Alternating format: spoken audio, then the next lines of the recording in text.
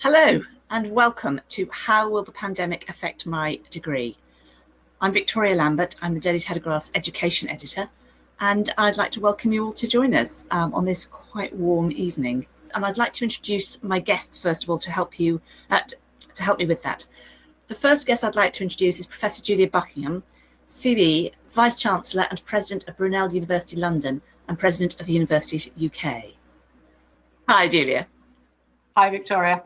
Very good to be here. And my other guest is Geoff Barton, General Secretary of the Association of School and College Leaders. Hello, Geoff. Hi. Geoff's going to be with us for the first 20 minutes of the session. And so we're going to start with some questions aimed specifically at areas that he's an expert in. So to start with our first question, Geoff, get ready. What a reader wants to know, what happens if I don't get the grades I want on Thursday? Should I take the exams again in autumn, or do I just settle for what I've got? Well, this is an unprecedented year, isn't it? And if you're a student who's waiting for your A-level results, particularly with what's been happening in Scotland today, you will be more spooked than ever about exactly what grade you might get and what happens there. So I think I'd just make two or three quick points if I could. First of all, this isn't a case that a teacher has put their finger in the air and made a guess about what grade you should get. There has been a rigorous process, different process in England than from in Scotland, it has to be said, but nevertheless, everybody has tried to get the best grade for the student. And the difference in England is that that is being moderated to try and get consistency between schools, between teachers and so on. So on results day, what we know is that the vast majority of young people at A-level are going to get the grade that their teacher submitted for them. And if they don't get that grade, they're going to be within a grade of that. And the most important thing I would say is, rather than catastrophizing what grade you might get, that is panicking about whether you get a grade lower, this I think you're going to find will be a year when, if you were intending to go, for example, to university, there will be a generosity of spirit because people know what you have been through and indeed what you haven't been through.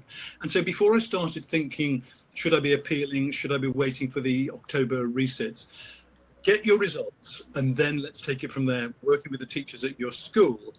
That I think will give you the expertise to decide on the next steps. You can't change anything between now and Thursday, and therefore the less you can panic about it, the less you can worry about it, and I speak as a head teacher and head of sixth form previously, then the better.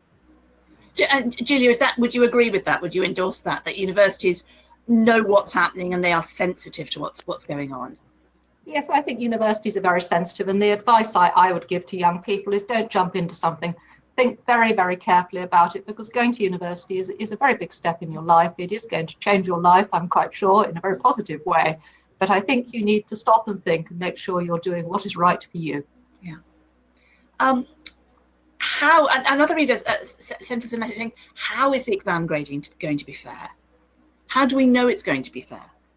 Well, what Ofqual, and that's the regulator, has tried to do is to keep this year's grading system the same as previous year's grading system. And essentially, what's always happened in the English system and until today in the Scottish system as well, and Northern Ireland and Wales the same, is that once you do your exam, that's not the end of the story. What then happens is that grade boundaries move up and move down. So it could be the case that you got a grade B last year that actually in another year would have been a C. And the reason for that is that what we're trying to do always is to make consistency from one year to the next. Now, some people think that seems like a madcap system, but what that means for you this year of all years is that if you get an A this year, it's going to look like an A last year, even though the process will have been different to get there. And the key ingredient that teachers have been through is they start with a grade, which they then rank order all the students doing, say, history or doing geography or doing whatever the subject is, in order that if those grade boundaries move up and down, where you are in that rank order stays the same, in order to try and create the biggest sense of fairness. What we will see in the English system, unless there's a big change today or tomorrow, is that largely the same proportion of young people will get a grade A, a grade B, a grade C, and so on, as did last year. And that's because there has been a fairest system against a disease which frankly isn't fair. Is there a process of appeal? Can you appeal, though, if you really feel that you have got an unfair mark, and mark that may significantly mean whether you get to go to university or not?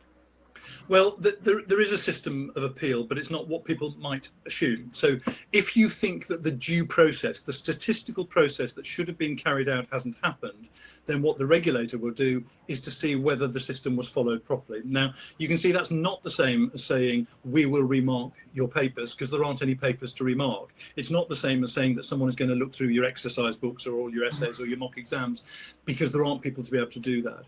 Your school, in conjunction with you, if they think that the marks were incorrect, can put an appeal there. But again, it's not easy to see who would have a look at that and who would make a decision, given that it was your teachers in the first place who submitted that grade. So I don't want to give too much store to an appeals process. Ofqual have changed it slightly this week to give more flexibility. They may change it again in the next couple of days. So there is something there. The critical factor, if it appeals to you, is that there is the opportunity to actually sit an exam in October for A-levels, November GCSE, if you really want ultimately to be able to say, I'm going to show the examiner what I can do, because I didn't have a chance to do it. And there will be an autumn series of exams later on. Some people won't want to do that. I think most people won't want to do it. It's a kind of backup to those young people who want to be able to demonstrate to an examiner what they could achieve. We were told last week that the exam grades that teachers have allotted students are going to be made public. Is that true? And if so, what consequences could it have? Okay, so that's not the case. So whatever grade your teacher has given you, you're not suddenly going to see on the front page of your local paper a rank order of what your grade was compared to someone else. And the reason that's not going to happen is it would break data laws revealing information about somebody else. So that's not going to happen. But what is going to happen is on results day, you're going to get your overall grade. Now, your overall grade is made from what the teacher did, then the groups of teachers within the schools, that's then been signed off by the head teacher. The exam boards have then moderated that up and down. And it might be that what you want to do is to say, well, what was the original teacher grade? How does that compare with the grade I finally got? I'm not sure that's hugely helpful, but if you want that, you are entitled to that. And schools are probably going to make that available on Friday to you if you want to open up a discussion, or if you wanted to use that in a discussion with a university, for example. So let's not give it too much emphasis, but the most important thing is you're not going to find yourself named and shamed, or indeed publicly celebrated because you were top of the pile and your name comes out number one.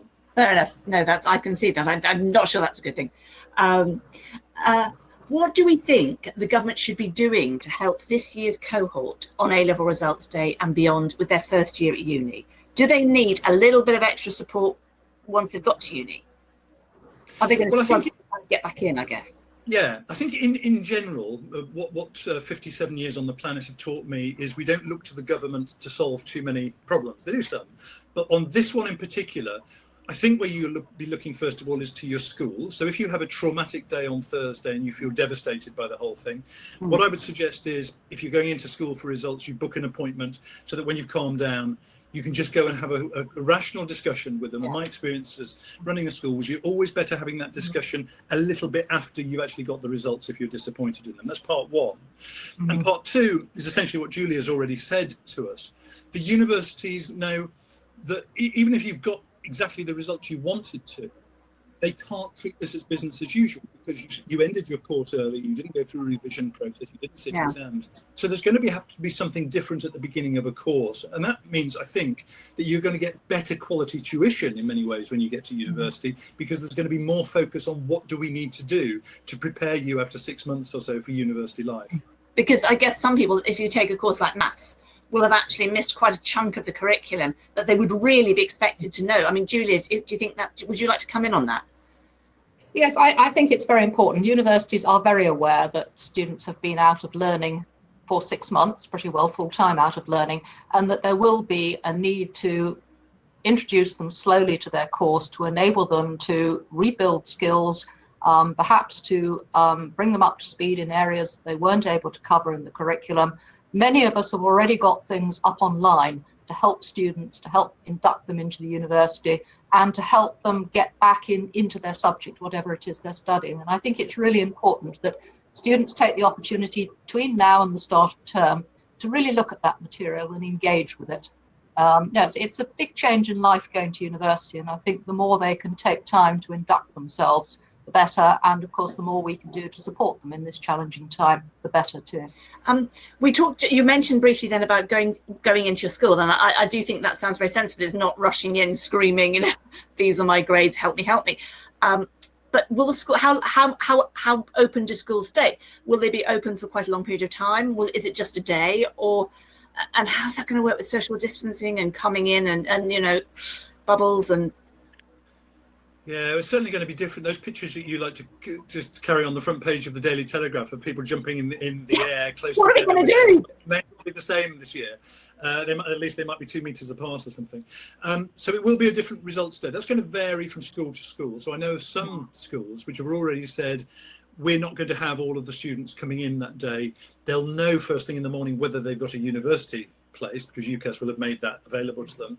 They would then normally come in to see us in person to open the envelope and get their results. Some schools are saying we're going to get that information to them, so that then the only young people who need to come in are those who want to be able to come in. That would definitely change the nature of results day. Many schools will try to give you an opportunity to be there, I think. But the most important thing is what all schools, what all colleges will be doing is making an opportunity for you to be able to talk to the person who best knows the route into university or other pathways there. Often I think that will be deferred to the Friday, so you can book an appointment, you might go in with your parents there. Those can be pretty traumatic days where you're kind of working out the course you didn't want to get onto, maybe you're going to go somewhere else. My experience in all of those years, 32 years of being a teacher, and it happened to me personally, is those people who don't get onto their first choice course and who feel devastated by it, end up on a different course, often in a different university, and fall in love with what they do. Yeah. That was certainly the case for me. And I've had so many examples over the years of that. And we all look back and realise that while grades are important, they're not what define you ultimately as a human being. There is more to life than this. So get through the next 2 days, take the advice that you need to, prepare yourself for university. And that's when the really exciting stuff in your life starts to happen, in my experience. Do you think this pandemic, and I think this is probably worrying a lot of people, is this cohort and next year's cohort just going to be known as the class of, 2021, the COVID class? I wonder if it's going to sit with them or whether it is actually going to become one of those things that just people forget. I think it'll be one of those things that people, in one sense, will forget. I mean, we'll all remember this strange period we've lived through socially. But I think in particular, what will happen in England, Northern Ireland and Wales, unless something changes in the next 2 days, because essentially they're trying to keep the grades overall the same in proportion as last year, then people aren't going to look at your grade B or your grade A and say, well, is that really a grade A, or was that because the moderation wasn't in place? That's the risk, I think, in the Scots decision today. And I think that should actually reassure you that ultimately what you will remember the experience of COVID, people aren't going to look at your grade and think that says any more or indeed less about you. And I think that will be hugely reassuring. So we get through the next 2 days and you'll get into some kind of normality. Yeah. What do you think, Julia?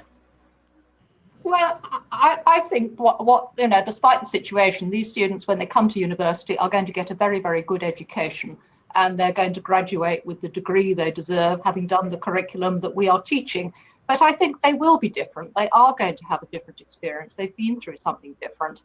And I think it's actually a very exciting time to be at university, because universities are going to be a very, very important part of our economic and social recovery from COVID. There will be a vast amount of research going on. Universities will be very focused on delivering the people with the right skill set to take us forward. So I think it will be a very special time, and I think they will be remembered as a very special group of people who helped with this. I'm aware that time is ticking for Geoff, so I'm just going to ask a couple of questions that I've seen have come in down through the chat. One of them is, what might Ofqual change in the next couple of days? Are you anticipating Ofqual changing anything? Well, I think what's happened today for students of politics is essentially the gauntlet has been thrown down by Scotland, hasn't it? Saying, here's what we're doing for our young people. What are you, England? What are you doing for yours? What are you, Wales and Northern Ireland?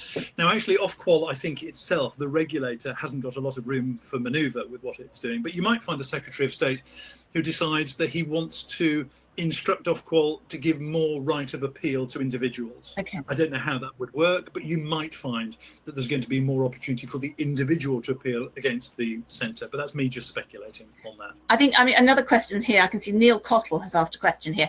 Are we now in a situation where Scotland year 13s will have an advantage over England year 13s? I think you can argue that both ways. I think you could argue that the year 13s in Scotland are at a disadvantage, because if you've got a top grade in the English system compared to a top grade in the Scottish system, you could argue, well, actually, my grade here in England counts for something different there. And whilst it's not particularly healthy for us to debate that, you can see that it's not so black and white as you might think. And I think all I would say is that point we make about generosity of spirit, you've heard Julia say it, me say it, universities are going to be talking to their schools and their colleges. They're going to be saying, is there a student we've missed out on here? Is there someone who particularly comes from a disadvantaged background, who you would have hoped would have got a different grade? Because it might just be we've got more spaces available anyway this year, and we'd love those students to come into us. One more quick one before you go, Geoff. Rebecca Jeans has asked, how can students do the autumn exams if they are at the same time starting a university course? Or will it's a really good question. I mean, I think it's predicated, I think, on having to defer the year, and I think that's going to be one of the big decisions for you. It'll be how high stakes is this to you? If you feel very disappointed with your grades and you want to have that chance to demonstrate to an examiner what you could do, because of the timing of those exams, which is going to be October, I can only see that would have to be a year's deferral. Now, there will be some people who are thinking, actually, I'm not sure I'm ready for university in these strange times. I want to defer by a year anyway and do some other thing. But I think that's the only way probably it could work. Okay. Geoff, I'm aware that you probably have to leave us. Sorry, everybody. Thank you very much for your contribution. Thank you on behalf of Great. And good luck to everybody this year, whether you're an anxious parent or a student particularly. All the best to you. Excellent. Thank you very much. Julia, I'm going to come to you now and say we've got a couple of pre-submitted questions here that I think are going to particularly be attractive to you to explain. Debbie Enser-Dean has said, how are practical studies and field days being planned, and will there be an increase in small group teaching? Well, as you probably know, most universities are planning to open their campuses in September. I think at the survey that Universities UK did, 97% of students of universities are planning to open their campuses. And I really would like to emphasize that safety is at the top of our agenda, and it's incredibly important that we keep all our students and all our staff, and indeed all our visitors to the campus, safe. So that will be absolutely behind all of our thinking. I'll start with the small group teaching first and then move on to the practicals. Most universities are planning on delivering what we call blended learning, which is a mix of online provision and face-to-face provision. So most of us are planning to deliver our lectures online, and these will be very high quality lectures. Many of them will be interactive, specifically designed for a digital medium. And the reason for that is that it's physically impossible to deliver a lecture in a lecture theatre full of students because we couldn't do social distancing. My lecture theatres on average will take about 20% of the population of students if we social distance at 2 meters, which is what we now are planning to do. Yeah. So lectures online, which many students like because they can replay them over and over again. And we provide all our lectures online anyway to students after the lecture, as many, many universities do. So teaching on campus will be smaller group, and it will be much, much more interactive. But of course, there will be some students who will be challenged with coming to the campus. They may be worried about public transport, or they may indeed be international students and not be able to get here. So many of us are also offering the small group interactive teaching online as well. Okay. So it's really a very, very flexible approach to teaching. And I think that's important, not just to be flexible for the students, but if the rules change, if there's another lockdown, for example, or a local lockdown, we can make sure we can flip between one mode and another to make sure that our students' education is continuous. Now, in terms of practical studies and field days, universities are planning practical classes on campus.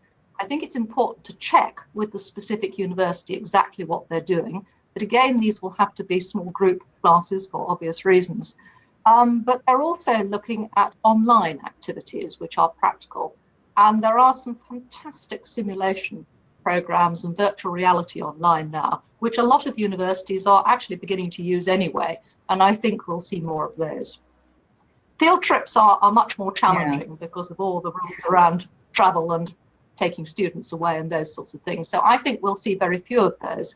But there are some very interesting examples, if you look online, of universities that have already done virtual field trips. And I would suggest you look at Bangor University and at Imperial College London, both of whom have got nice examples of field trips which have been done online. So I think it's a very, very creative approach to trying to create an experience which is practically just not possible at the moment. Would you be able to flip between systems? So if you were someone who perhaps had started off feeling perhaps a little cautious about the experience and wanting everything online, and then saying, do you know what, I've got my confidence up now, I feel safe, can I come in? Would they be able to do that? Yes. I mean, we will be being very careful about how many people are on campus at any one time, because we've got to manage the social distancing. But yes, I mean, ideally, we would, of course, like all of our students, be coming on campus. In our hearts, face-to-face teaching, being part of the community is what university is about. But we can also provide a great experience in the digital world using what are now very sophisticated tools, very, very different from the things I started off with many moons ago. I can see on our chat here that people are getting very concerned about the socialization aspect. So I think I'm just going to skip down a couple of questions, if that's all right with you. And Sarah Nelson has said, and Sarah Nelson's chatting on that, I can see that, as socializing with your peers is a large and important part of being at university, how will this aspect of higher education be managed? What format will freshman events take? I think everybody really wants to know that, actually. Well, of course, yes, and I'm sure Freshers' Week is something that all of us remember with great affection and probably slight embarrassment as well when we look back on it. Different universities, again, doing different things. A lot of work being done virtually. I think there are some universities, I believe I'm right in saying Coventry University is running virtual chats long before Freshers' Week to enable students to get to know one another. And I think those will be very important. When it comes to Freshers' Week on campus and students actually returning, lots of very creative things going on. Derby University is planning to do a lot of outside events, and of course it's much easier for students to socialise outside. Here at Brunel, my students are planning relatively small get-to-know-you events for clubs and societies, so small groups of people coming together, making sure that we observe proper social distancing rules, but giving students the opportunity who've got common interests to get to know each other and form those sorts of links. And of course, sporting opportunities are growing as well. And we're all looking at ways in which we can, again, within government guidelines, get our sporting activities up and running again. So in the gyms, for example, we're spreading out equipment to make sure that it's all going to be safe, bringing in extra protocols to make sure everything is cleaned properly, but doing what we can to ensure the students do have a good time, while at the same time making sure they're safe. Sarah Creek says, will the fees remain the same if the degree is online for the first term? Yes, they will. And I think Universities UK and the Universities Minister and indeed the Office for Students have all said that if students are having a high quality educational experience and proper assessment, then the fees should remain as they are. And of course, this is not a cheap option. Universities are investing a lot of money in teaching differently. It's very different from a large-scale online program, which of course you can run much more cheaply if you're doing it for thousands of people and it's been running for ages. That's very different. I think what universities are offering will be a very high-quality educational experience, and it's up to us to demonstrate that it's good value for money. You'd still get, for example, if you had a tutor, you might not. Well, you might be able to meet them one-on-one for a glass of sherry. But even if we had to lock down and suddenly that wasn't possible, you'd still be able to chat to them on WhatsApp or FaceTime them. So you'd still get something of that relationship that you were building up. Oh, definitely. That's a very, very important feature of the online activities we're providing. And equally with the other support for students, particularly mental health. And one of the things we've learned a lot about during lockdown is the importance of adapting very quickly. to get our mental health support online. And I think all our universities have done a fantastic job in supporting the current cohort of students through what's been a very, very challenging time for them that happened so quickly. I mean, we all had to react almost overnight. Yeah. And I think we've learned a lot about ways in which we can interact online in a much more personal way. And of course, the youngsters are very much better at living in a virtual environment than perhaps parents and grandparents are. Although they're learning too, we're catching up. What about Celine Orzabal de la Quintana has asked, will we be talking about overseas year placements? So, people who are expecting a year out in Japan, or they've been hoping to go on an archaeology dig. How are we going to manage that? Or are we just going to have to say there won't be any foreign years out this yet, and then try and fit them in at the end of the course? Or I think that's a very difficult one, and I think you'd have to talk to the university specifically about what they're planning. So much is going to depend on travel regulations and what we have to be confident the students are going to be safe. So I think we may find things like that have to be deferred, but I think the important thing is to talk to the university and find out what they're planning. Yeah. Medicine's causing, I think a lot of people are quite interested in medicine.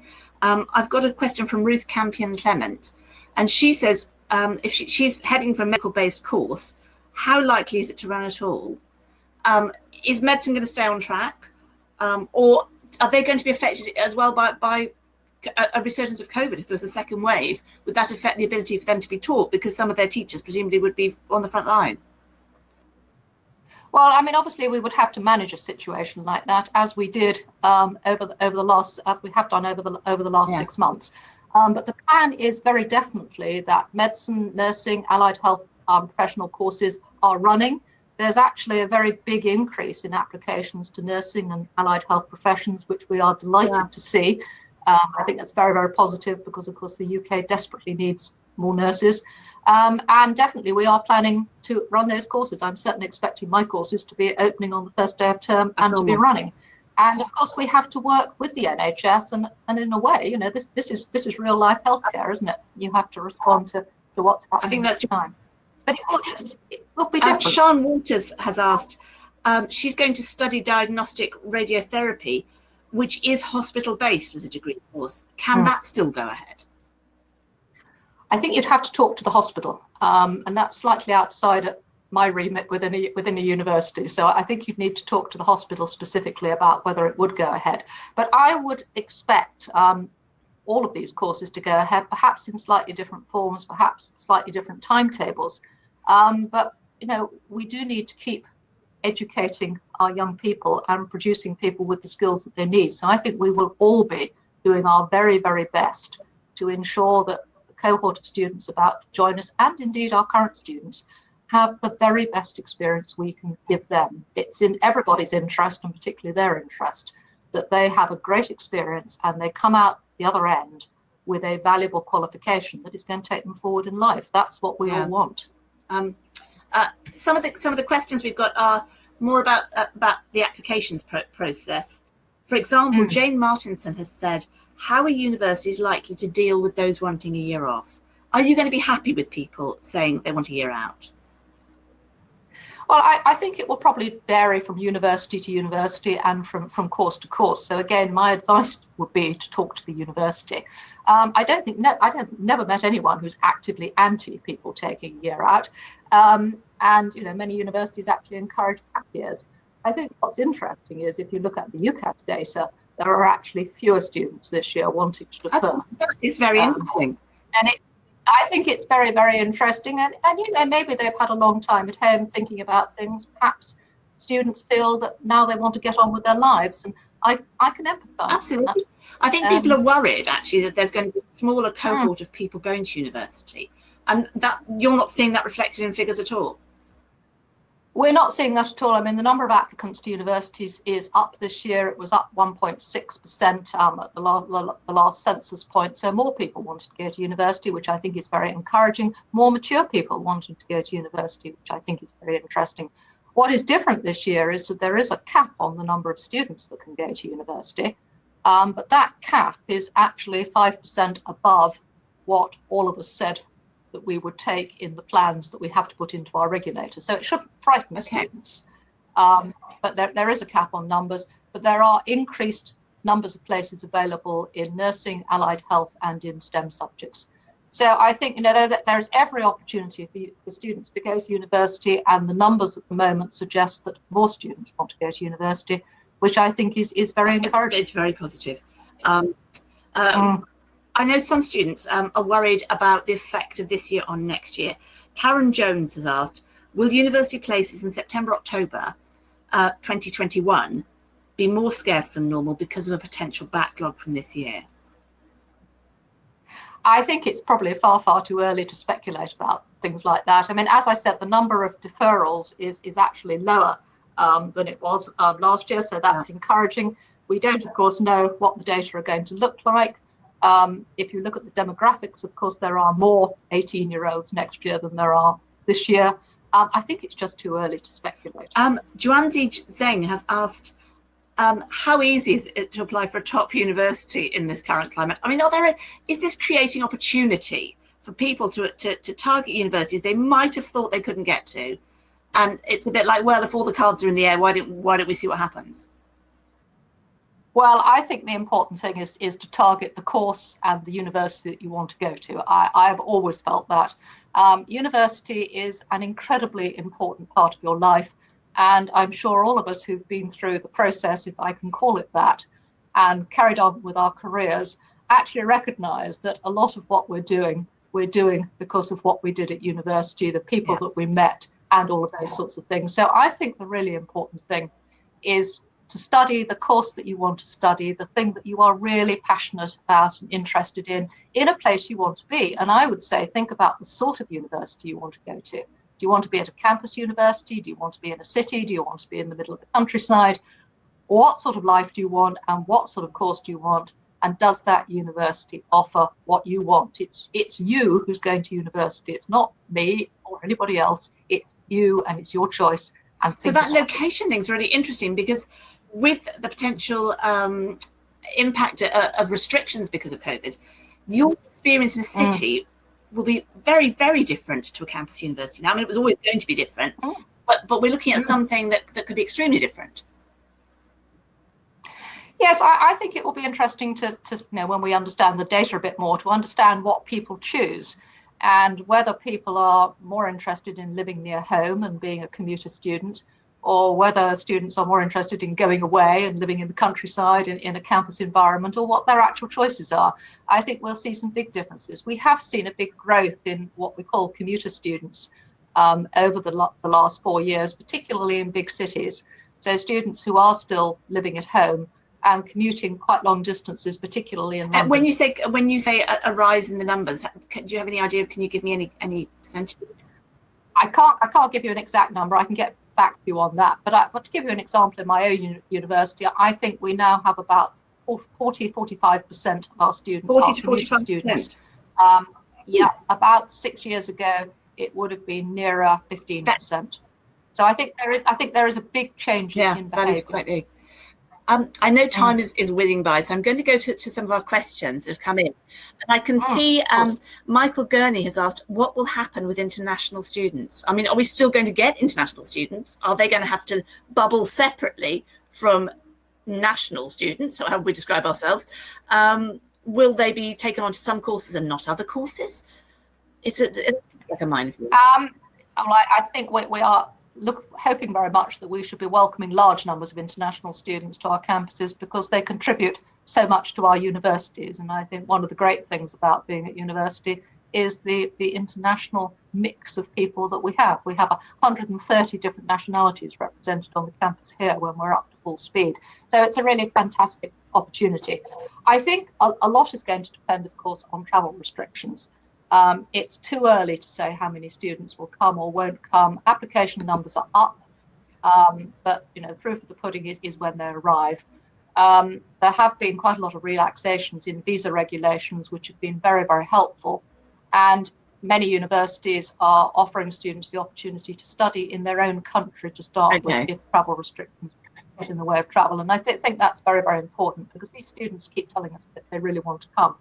There are, of course, going to be quarantine restrictions for certainly some students when they come to the UK, and all of us are putting in place processes to deal with that.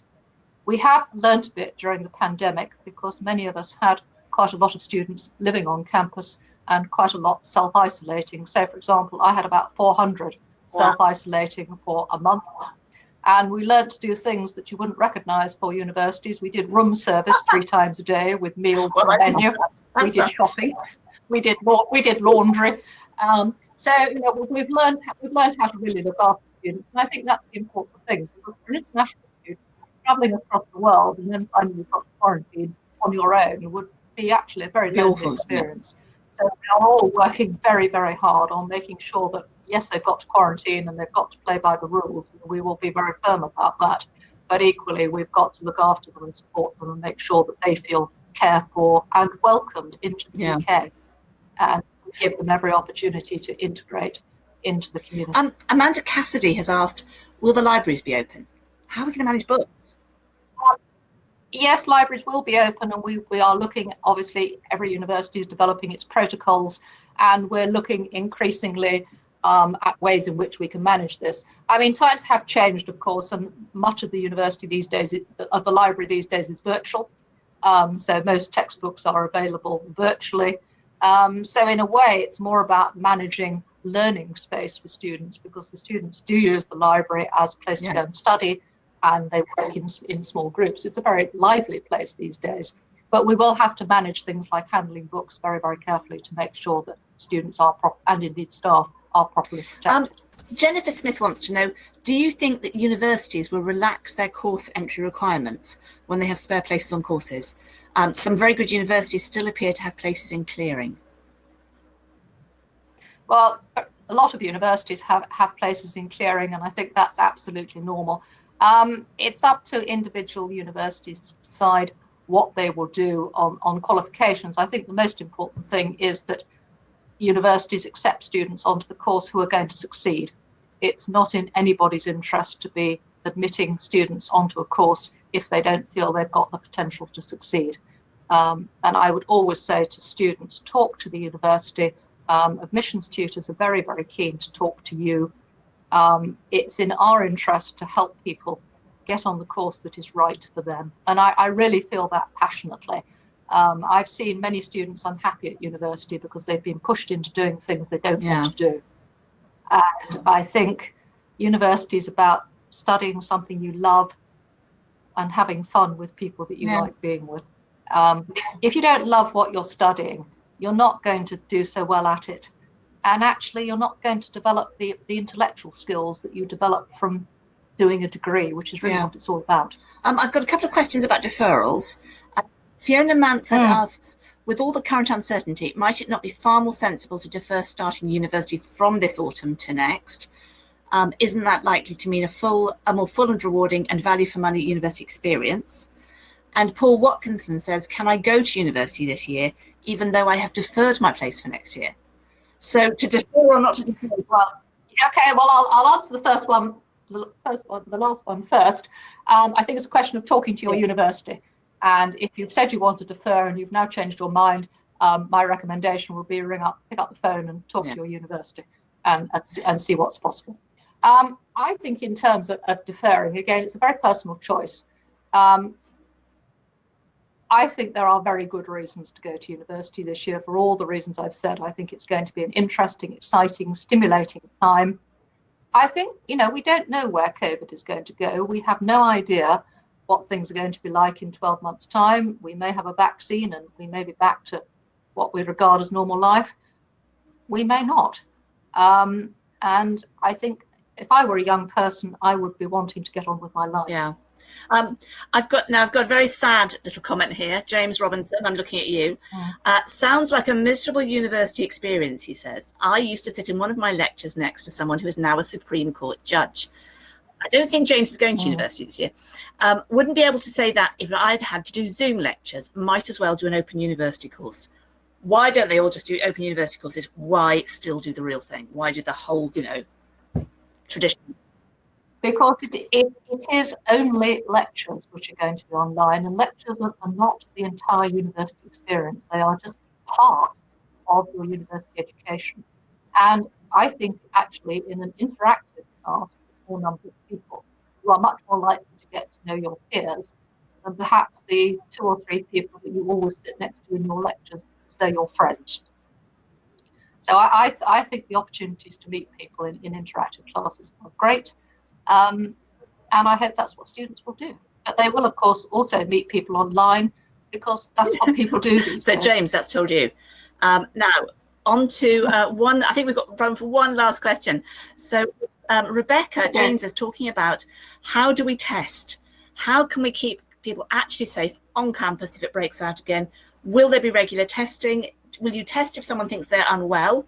Or would you say, if the English department was showing a few cases, you'd say, right, everybody in the English department gets tested? I think every university will have a different protocol for that. But I think having protocols in place of what we do when something happens is absolutely key, ranging from, is it something local on campus and how do we deal with it? And we will follow government guidelines and do what we must do. Is it local? I mean, what happens if the London Borough of Hillingdon for Brunel goes into lockdown? We need to have a plan of what we're going to do. And I think the important thing is having a plan of what, if this happens, this is what we do, and making sure that this is communicated to students so that they understand. And I think what universities are doing, my own university is doing, is creating codes of conduct for students and for staff. And we expect people to behave responsibly. And I think students behave very responsibly. I've been so impressed with students on campus during lockdown and the way that they've managed themselves. I think they're just fantastic. Really good. Well, I think we are coming to the end of our session. So I'd like to thank both of my lovely guests. Julie, you get all the praise because you're the one who stayed. So it just makes me say good night to everybody.